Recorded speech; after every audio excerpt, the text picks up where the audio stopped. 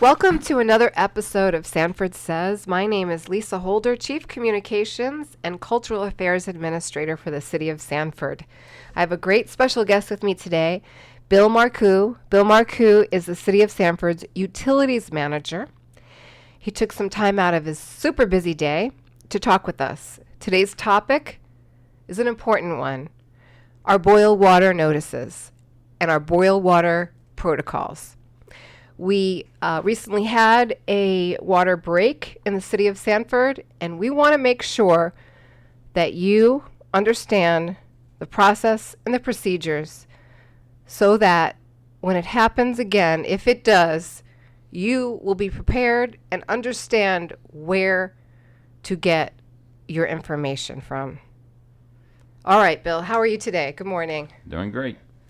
So we do know that the city of Sanford is under a state statute when it comes to doing the procedures that we are required to do by the Florida Department of Environmental Protection. But what I want to start with saying first is we do know how important water is to all of us. It's really a major quality of life scenario. Without water, there's nothing. There's not life. Seriously. So one of the most important things that city government does is provide utilities to our customers, and that is water. In a case like we had last week, it's inconvenience that if something happens with a break, you have to boil your water. But we're going to explain to you in this podcast why things have to be done in the order that we do. And we understand timeliness is extremely important when it comes to you and your families. So, Bill, I know I just mentioned the state statute. I don't know if you just want to briefly explain how that works. Well, utility business is highly regulated.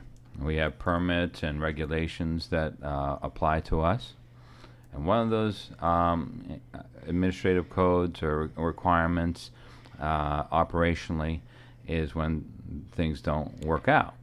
And so in the part of the code 62555 talks about when we lose pressure on the system below 20 psi, which is usually what happens when you have a water break.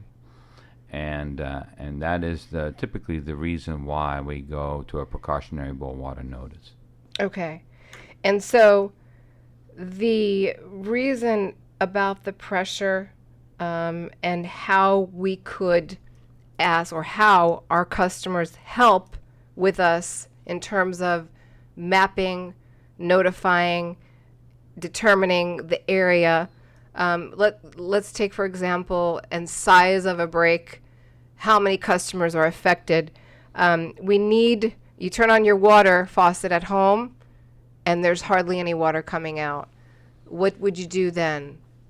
Call City of Sanford. Because why, Bill? How do we need the customers to help us so we can get this problem fixed sooner than later?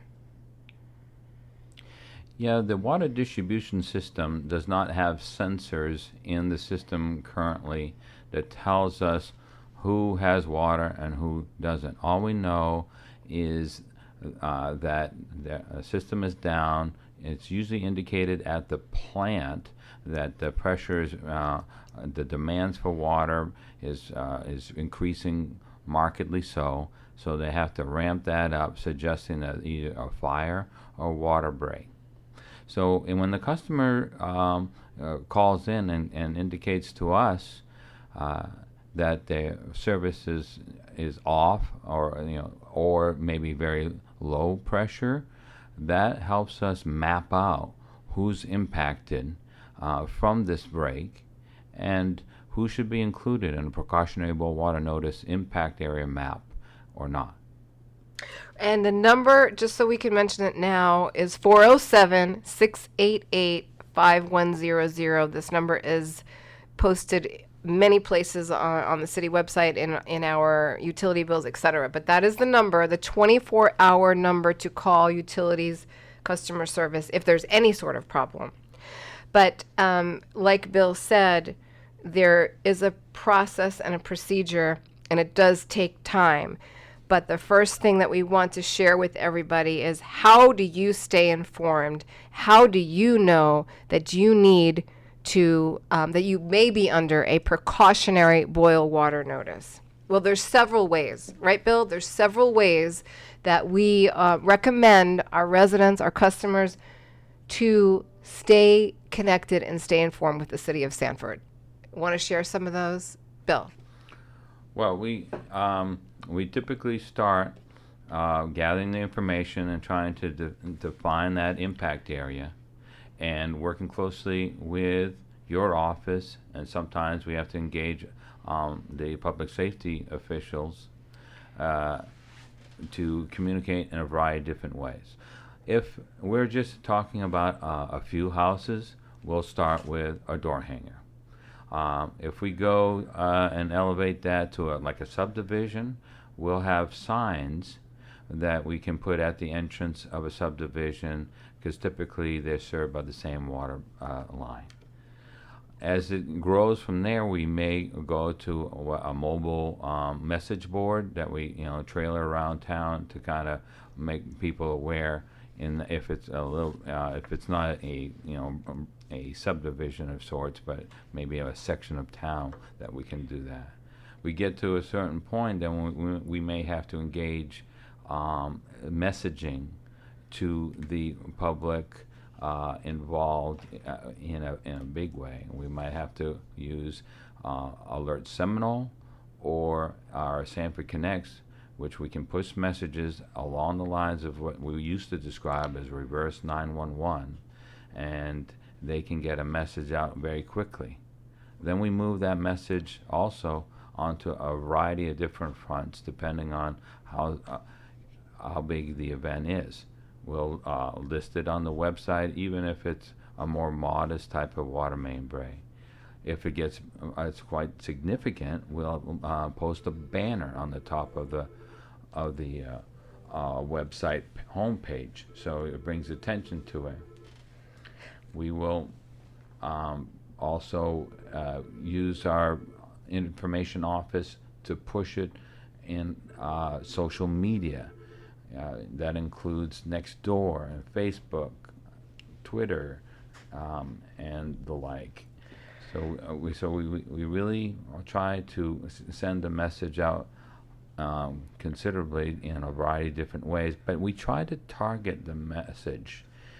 We try to refrain from going directly to the mass media outlets like TV and radio, because we really want to have those people impacted to get the message. And if we broadcast there's a water main break in Sanford, when we're only talking about 20% of Sanford, the whole city is concerned, and they respond, which limits our ability to be as effective in our responsiveness to the customers calling in. So from our experience, it's better to try to target that communication and have that back and forth with those people impacted. Right. So take, for instance, and let's reiterate, we have several platforms. Number one is our city website, sanfordfl.gov. Not everybody has social media, but we do have our city website. That is your number one source to go to. Go to the city website. On our homepage, we have an emergency alert section. As soon as we can get information up there, you'll see it. If you are Nextdoor, Nextdoor is another great app. If you're a Sanford resident, sign up for Nextdoor. You'll get information that way. You will also get information by phone, by text alert, through Alert Seminole. That is another great resource. Go to prepareseminole.org and please sign up. It's not only for boil water notices, it's for all kinds of information as it relates to hurricanes, major road closures, missing persons, and all of that kind of stuff. And we partner with Seminole County for that. And this is just another way to get real-time information on your phone. You don't have to be at a laptop, or at a desktop at home. You could be anywhere and hear what's going on. So please do that. And then we also have our mobile app, which is Sanford Connects. This is a mobile app where you can get notifications delivered to your phone also in a text format about what is happening concerning you and your family. So this is something that we recommend you do, is to please sign up for, it's a free mobile app. They're all free apps to get information, curtail your types of notifications that you want to receive. You can receive notifications about special events. You can receive notifications about youth programs. You can receive notifications about general news. You can receive notifications about boil water notices. It is up to you to tailor how you want to get that information, but we provide those platforms for you to be aware. And then also, as Bill said, Nextdoor. And then we're doing this podcast as another layer of information so we can share more details. You can hear directly from Bill Marcoux, our utilities manager, about these types of things, straight from the source. Bill, you want to say something? Yeah. In addition to calling our number that's available at 407-688-5100, as we indicated, we have other ways to communicate to utilities. We have our email address at utilitycustomerservice@sanfordfl.gov. And after hours, we have an after hours service that answers the phone and helps us, respond to customers' needs. And that's that email address is after hours service at sanfordfl.gov. And not to surprise you and turn this around a little bit, Lisa, but maybe you can talk about GoGov and what you would like to, where people can contact us through another vehicle and tell us about some issue that they're Right. facing, and this could be one way they could communicate to us. Yep, that's Sanford Connects. GoGov that's is the the same. Okay, that's okay. GoGov is the platform Okay. that we host, that hosts the Sanford Connects. But yes, so if you see that you see a pothole in the street, you could always upload photographs, street lights out, through the mobile app too. It's another way to get information for public services. If we need to fix something for you, if you need to notify us about things. But they could use that as, if they had a picture of the water break, because our recent one, somebody texted one. Right. They could use that same vehicle to help us say, Yes. Right? So it's not, Sanford Connects is not one way like we're doing with Right. Alert Seminole. It could be come back to us through that same Yeah, vehicle, correct? certainly, and you get notifications. So if you happen to be driving down the road and you see water spouting out of a fire hydrant, stop, take a photo, and send it in to us, because we need the eyes and ears out in the community too as well. So we appreciate that. It's called Sanford Connects. We'd love for you to download that app so we can stay connected to you, and you could learn quickly what's going on in your city that affects you and your families. So, Bill, we had a water break. This time around, it was a large one. Over 25% of our customers were affected. We did get that fixed fairly quickly. And so the water break line gets fixed. The water now starts flowing to your faucet, flowing to in your house, in your home, business, whatever that may be. But that's where the precautionary boil water notice comes in. That's where your behavior must be modified. Unfortunately, it's inconvenient. We know that. Like, for instance, what you said, power goes out, power comes back on. You can continue to listen to music, cook your dinner, go out for, turn on your favorite TV show. But with water, different story completely. So, and that's why we have that's why we're talking about this episode in precautionary boil water notice. So what happens after that? How do we need you to adhere to that for your own safety, right? Stay connected, obviously, to our information, but yeah. Well, we give you direction about not drinking the water, not brushing your teeth, or cooking with that water, to use bottled water until we get lab results, and that is 2 consecutive days of good lab results of testing that says the water is safe and we can lift the boil water notice. Right. So, and these, of course, are through the state statutes that we talked about at the very beginning of this, where if you wanted to read more into it, if you just happen to be that type of a person, it's the FDEP, Florida Department of Environmental Protection website. You can go through there and look at that state statute if you're just curious about it. But it's important that you, number one, are aware that you are in a precautionary boil water notice. And that's why we're sharing this information with you to just stay connected to our communications channels. That's the whole point of it. So you know you're not out there questioning, am I in a boil water notice? How long is it going to last? And so we put that information out on those channels that I shared with you. And if there's any other suggestions from the community, let us know. Call utilities, call the communications office at 407-688-5019. But like Bill said, there are several ways. It depends on the level and the gravity of the break and how many customers are affected. But you will get information from the city of Sanford on what you need to do. Right?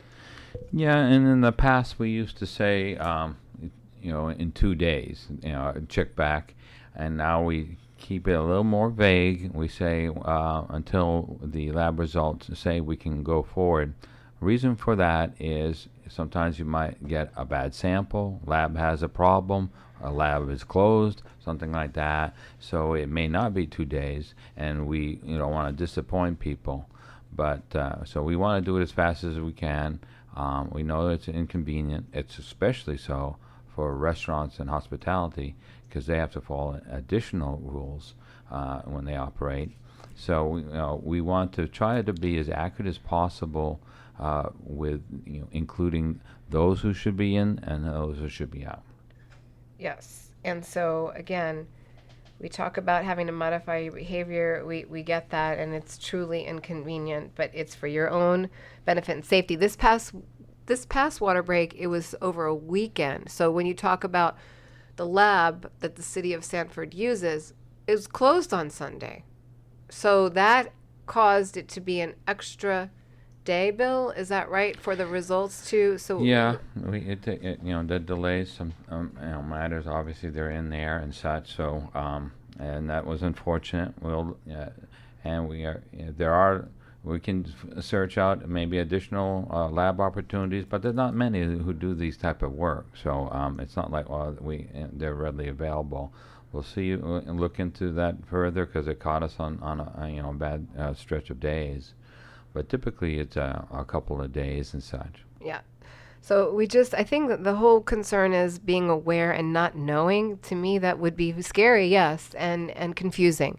I live in the city myself, but you just want to be engaged and connected. And the ways that we do that is, like we said, with our communications channels. And they're there for you to use. Share this with your neighbor. Share this with your people that live in your household. But that's how we can get the information out, and it's coming straight from the source. And the timeliness of it and the accuracy of it is extremely important, and the city of Sanford is aware of that. And you heard here how the process works. We need your help.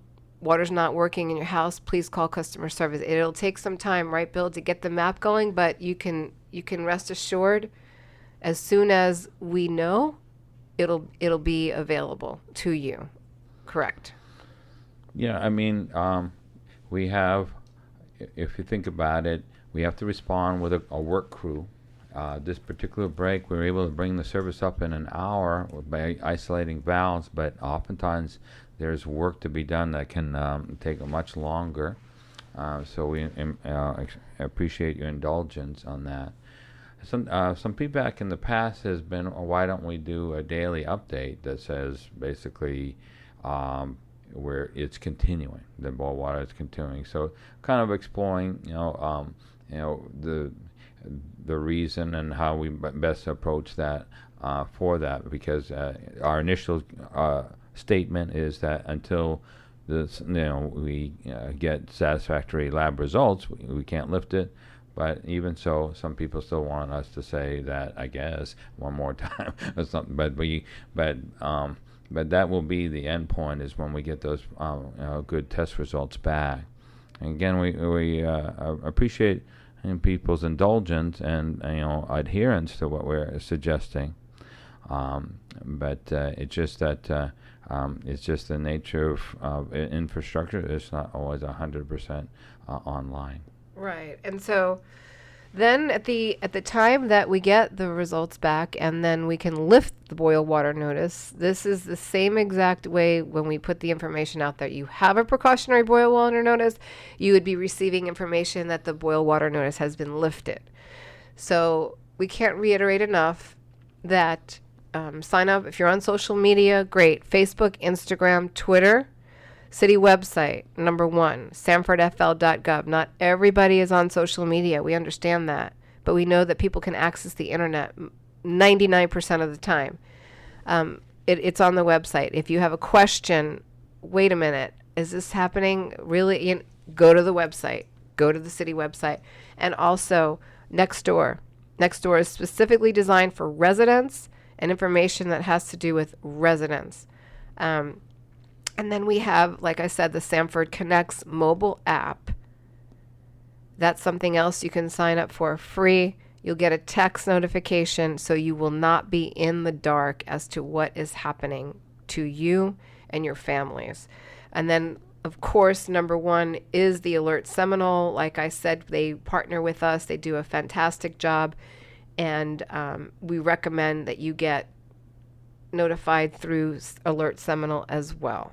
So, Bill, is there any other things that we need to underscore here? It is an unfortunate situation. It's highly inconvenient. Like we mentioned, you have to modify your behavior. Boiling water is it's not fun, I'm sure, but it's for your safety, and just adhere to what the city of Sanford is sharing because it's coming from the source. Yeah, it's real important to get your input as a customer of the city of Sanford. We have over 300 miles of water lines, okay? And so we get a water break. The more information, the quicker we'll be able to find that break. As you indicated, if you happen upon it, as we got some pictures from Lake Mary Boulevard where this break occurred last week, then we can really pinpoint where we can bring our resources. But absent, that kind of detail, that kind of information, we have to ride the roads and try to determine exactly where this is happening. We'll be launching a system in the fall where we're changing out our water meters to a new system, and that platform will allow us to monitor pressure throughout the city much improved. And so we'll be able to see, exactly, well, not exactly, but at least the side of town, maybe, down to the neighborhood level, where this break could be. Absent that, we need your feedback. And and even when we'll have that system, until we really test it out, we will still want to rely on customer feedback. So if you see you're having problems, or you see as you're driving around the streets, please give that feedback to us. That will help remedy the situation that much quicker. Thank you, Bill. Bill Marcoux, the City of Sanford Utilities Manager. We'll be checking in with you again on that new project, the water meter replacement. The utility department's been a hot topic lately, and it's quite important. And so that's what these episodes are for, is to share information about our services to you, our customer. Well, thank you for listening today. We hope you're a little more enlightened as to what happens and why things are done here at the City of Sanford. You were listening to an episode about precautionary boil water notices and why we do what we do. Thank you for listening. This is Lisa Holder, Chief Communications and Cultural Affairs Administrator. You're listening to Sanford Says. You can subscribe to this podcast wherever you listen to your favorite podcasts and on the city website at sanfordfl.gov. Thank you for listening. Have a great day. Bye now.